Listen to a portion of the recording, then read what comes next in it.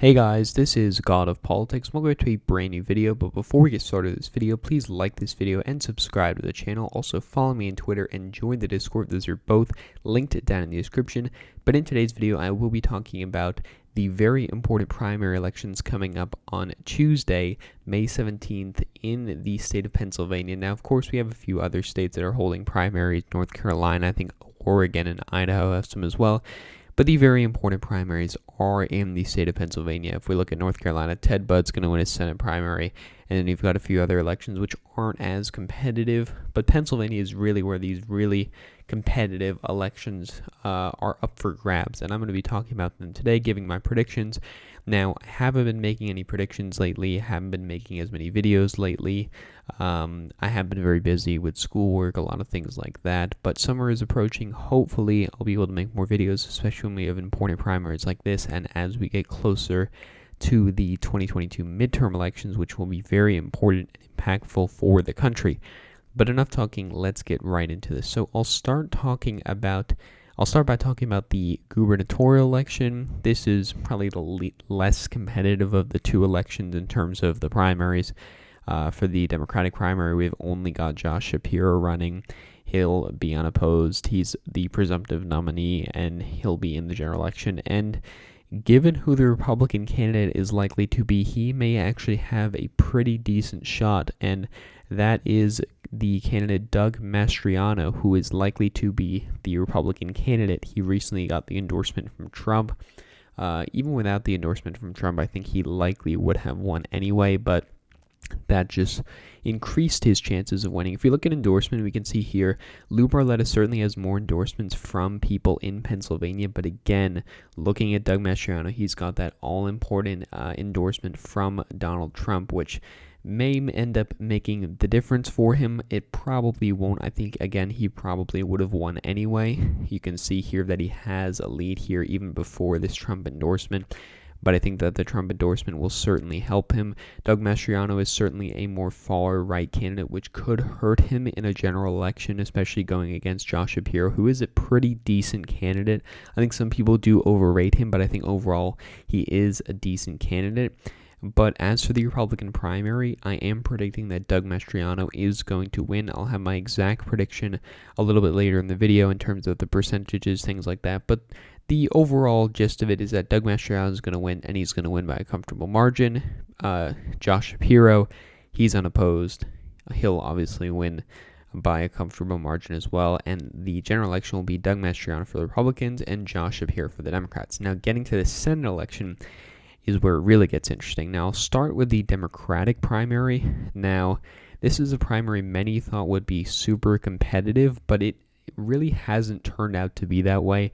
John Fetterman seems very likely to end up winning this against Conor Lamb, and by a pretty comfortable margin, too. If we look at the endorsements, we can see Conor Lamb has gotten a ridiculous amount of endorsements from local officials, state legislatures, people in Congress, and it's really not helped him as much as people thought. He's got a lot of endorsements from labor unions and just a lot of people in general, but it really just has not helped him that much. You can see John Fetterman here really doesn't have that many endorsements at all. He has a few from labor unions, but that's pretty much it. But despite that, he has done very well in terms of fundraising. He's done very well in terms of getting that grassroots support that you need to win a primary, and it's shown in this polling, and I think it's going to show in the results as well.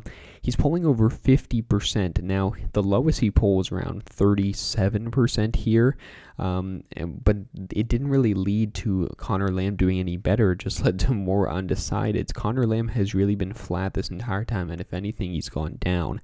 And this is really not what most people expected from this race, but Conor Lamb has really just not done well here. I mean, for a sitting incumbent representative to be polling at 14% in this race is really just a disappointment for his campaign. He's not had a good campaign. Despite a lot of these endorsements that he's gotten, he's just not gotten the fundraising that he needs. He's just not gotten that grassroots support that you need to win a Democratic primary. Now, John Fetterman has that support, and it's going to lead him to a very comfortable victory. Again, I will show the exact margins later in the video, but John Fetterman's going to win by a comfortable margin. Malcolm Kenyatta will come in third place. He's not going to do very well either. He did actually get quite close at the end of 2021, but again, he's not going to be, a very major figure in this primary. Now, moving on to the Republican primary, this is where it gets really interesting, and this is where I've had such trouble predicting this race. This is one of the most difficult races I've had to predict because not only is it a primary election, which, polling can be unreliable, there's less media coverage, you have less of a sense of what's going to happen, but on top of that, there's 3 candidates that could win this race. Usually it's just 2 candidates running against each other, you pick one or the other. In this, it's 3 candidates that could all realistically win this race. We've got Kathy Barnett, David McCormick, and Mehmet Oz. Now, Dr. Oz, Mehmet Oz, has the Trump endorsement, but he's also not that popular in the Republican Party. Now, of course, you don't need 50% to win a primary, but it's not a good sign to be that unpopular. Despite that, he does have the Trump endorsement, and he is a further candidate to the right. Though, how true he is to those positions is another question. I'm not going to get into that. Kathy Barnett is also a candidate that is generally further to the right on a lot of issues. You could argue that, the fact that they're splitting the vote is really the only reason that David McCormick has a chance to win to begin with. He's more of a moderate, neocon style candidate, and that's led him to, have this quarter of the Republican base that, is on his side, but I don't think it's going to be enough to win. I do think David McCormick is going to come in 3rd place. Now, as for who's going to win, this has been very difficult. If we look at the polling averages here, we can see that undecided, dominated this race early. Most people did not know who they were going to support originally. It looked like Sean Parnell. He had a lot of scandals. He dropped out. Then it looked like Dr. Oz was going to be the nominee. Then it looked like David McCormick would be the nominee. And then we've had Kathy Barnett, who has really, surged in the polls recently. So she certainly has a lot of momentum in this race.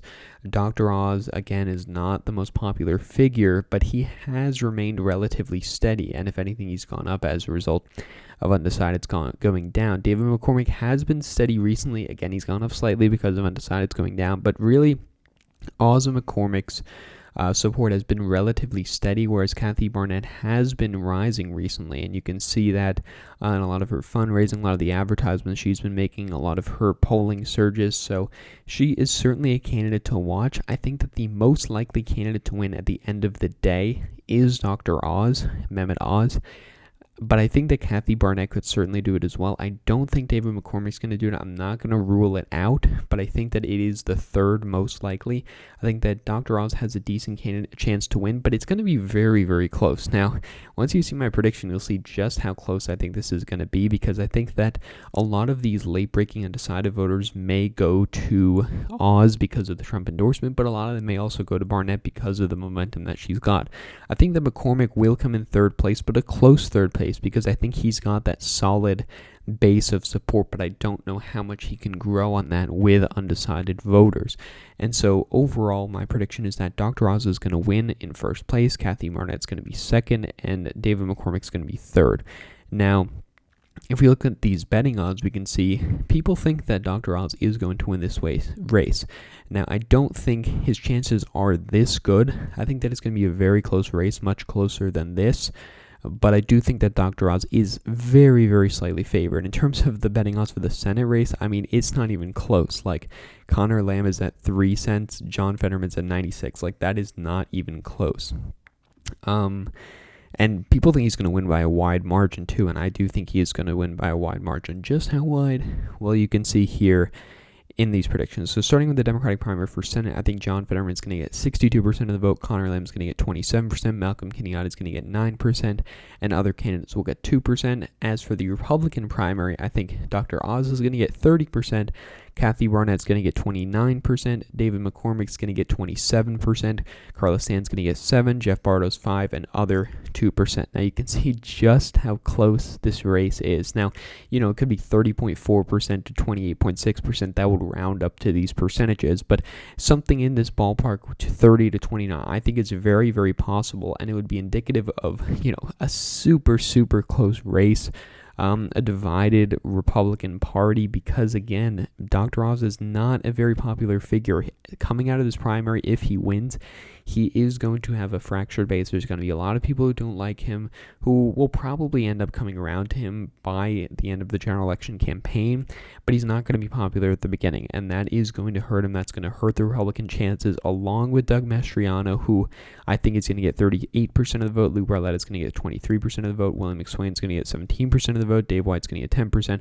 Others going to get 12%. Honestly, these candidates may actually not even do that well. I wouldn't be surprised if Doug Mastriano actually gets more than this, but I'm going to say it might be slightly closer. But again, because of the Trump endorsement, a lot of these late undecideds probably end up going to Doug Mastriano. So again, I would not be surprised if Doug Mastriano does better than this. But overall, looking at this, we're looking at a not close primaries for anything except for the Senate Republican primary, which is going to be super, super close. But again, this could go either way. I could see 3 different candidates winning. You can see 3 candidates here within 3 points of winning. So, I mean, that could really go either way. But like I said, at the end of the day, I do think that Dr. Oz is going to win. We can see here in the polling average, Mastriano's up 10, so I am winning by 16. Again, I wouldn't be surprised if he wins by more than that, but I don't want to be too risky in my prediction because I do think, a lot of different things can happen. In terms of the polling average for Senate, Oz is up by 2.3%, and Fetterman is up by 30%. So my predictions don't stray too far from the polls, but they also do have some key differences because I do think that this race will be a lot closer. I do think that Mehmet Oz is barely going to win, as I said, 30-29. Now, again, this could be wrong. This could be a very risky prediction. It is a risky prediction, but overall, these are the numbers that I think will happen. You can screenshot these, see if I'm wrong, but we'll see what happens on Tuesday. I'm uploading this video on Monday, so we will see what happens. But anyways, guys, thank you all for watching this video. Please like this video and subscribe to the channel. Also, follow me on Twitter and join the Discord. Those are both linked down in the description. But again, guys, thank you all for watching this video, and I will see you guys later.